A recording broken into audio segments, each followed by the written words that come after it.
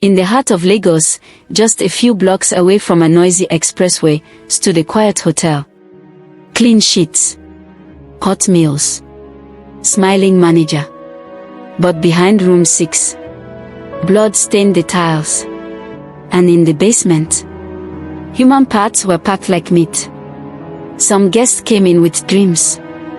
They left in cooler boxes. This is the story of a hotel built on flesh, and a manager who smiled even while he carved. The rain had just stopped when Junior arrived at the hotel. He was tired, soaked, and clutching his small travel bag like it held the meaning of his life. The front desk attendant smiled warmly. Too warmly. "Welcome to Green Orchid," the man said. "First time here?" Junior nodded, eyes scanning the quiet lobby. The hotel didn't look fancy, but it felt too quiet. Like the air was listening. "I'd like a room. Just for one night." "No problem," the receptionist said. "Room 6. Upstairs. Just sign here." Junior scribbled his name into the register. His name, that would later help police trace only his hand. The manager, Mr. Oloyede. Mr. Olayemi Oloyede had been managing Green Orchid for 8 years. By day, he was just another man in a plain suit. Respectful, polite, soft-spoken. But at night, he worked with Boba Kola, a man who owned a private mortuary on the mainland. Together, they supplied wealthy clients, politicians, ritualists, even some private hospitals. Organs were expensive. Fresh ones even more so. And nothing was fresher than a tourist who didn't tell anyone where they were going. How it started? It started small. A guest who died of an overdose in room 4. Instead of reporting it, Oloyede saw opportunity. He called Boba Kola. "Still fresh," he whispered. That night, the body was quietly wheeled out through the back. A janitor was paid to clean the room. No questions asked. That first sale brought in 3 million Nigerian nairas. 3 million naira for one dead body. After that, it became a business. The hotel staff. Not everyone knew. Only 3 people were in on it. Mr. Oloyede, the manager.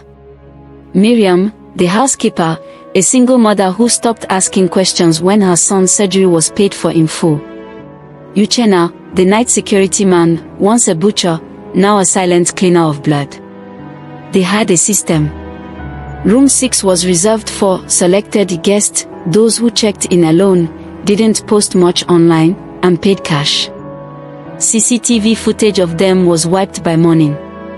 Their phones were smashed and dumped in the canal. Their organs sold and transported before sunrise. Junior wasn't supposed to be a target. He wasn't rich. He wasn't flashy. But Mr. Oloyede had an order to fulfill, 2 kidneys and a liver, fast. The original guest never showed up. So Junior became Plan B. That night, after lights out, Miriam knocked on room 6. "Sorry, sir," she said sweetly. "Water leaking downstairs," manager said to move you to room 8. As Junior stepped out with his bag, Uchenna struck. One swift blow to the head. He crumpled like paper. Most guests didn't even know the hotel had a basement. It looked like a storehouse. But behind a steel-reinforced door, it was cold, tiled, clinical. 2 tables. One for opening. One for packing. Blood was drained through a sink connected to a fake sewage line. The kidneys were removed first. Then the liver. Corneas. Bones. Even hair. Nothing was wasted. That night, Junior's parts were packed in 3 coolers. A private ambulance arrived at 3:17 a.m. No one asked questions. But this time, something went wrong. Junior had shared his location before sleeping. His sister, Tolu, had messaged him. "Send me your hotel name. Too many bad stories these days." He replied. Green Orchid. Room 6. Lagos mainland. By morning, she hadn't heard from him. She called. No answer. She called again. No answer. She called the police. The beginning of the end. When officers arrived at Green Orchid, Mr. Oloyede was calm.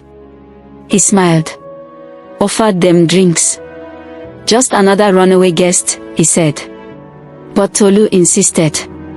She had screenshots, call records, GPS location, timestamp chats. The police became suspicious. When they demanded to see CCTV footage and found it wiped, they pushed harder. Eventually, one of the junior cleaners cracked. Told them about the basement. What they found there was unspeakable. Blood on tiles. Empty coolers. A surgical table still damp with water and bleach. The first officer to enter the basement vomited before he even reached the table. The second one, a senior investigator, just froze. His hands shook. His voice cracked as he radioed for backup. They had seen crime scenes before. But this was different. This was a butcher's paradise. A tiled room, cold and clean. Surgical trays lined with scalpels and bone saws. A table in the center, drenched in half-wiped blood. Coolers stacked neatly against the wall, labeled kidney, liver, eyes. And in the corner, a steel cabinet filled with phones. Each one belonging to the missing. Dozens. Maybe hundreds. Each phone was wiped. Each contact list empty. But one thing connected them all. Room 6. When the police dragged Mr. Oloyede into the open daylight, he didn't scream. He didn't beg. He only asked for a cigarette. And then he smiled. You think I'm the only one? He asked the officer. You think this hotel is the only one? His voice was calm. Dead calm. This business runs deeper than my hotel. I'm just a middleman. The real monsters wear suits. They sit in state houses. They drive convoys. The officer didn't respond. He just pressed record. The phones led to contacts. The coolers led to Boba Cola's private mortuary. A raid was conducted. Inside, they found over 23 vacuum-sealed organs stored in industrial freezers. Each tagged, coded, and matched to overseas donors. But the horror didn't stop there. Investigators discovered fake death certificates.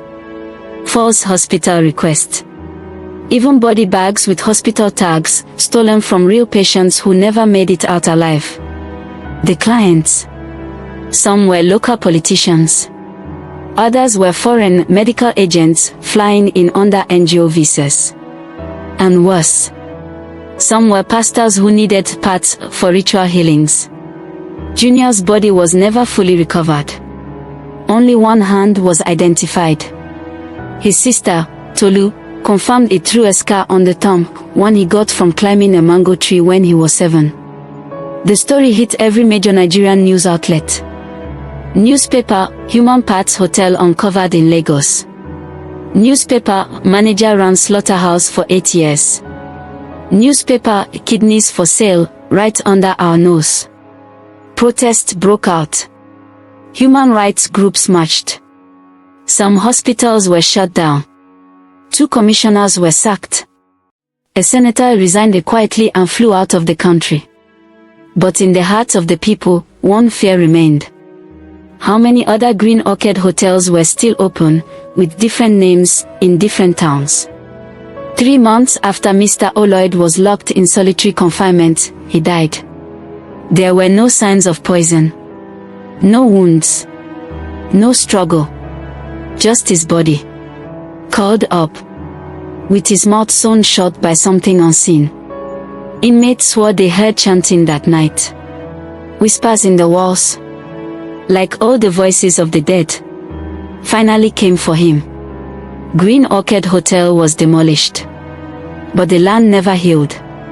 The new owner who tried to rebuild it went blind before construction began. A church tried to plant a branch there, lightning struck their roof 3 times in 1 week.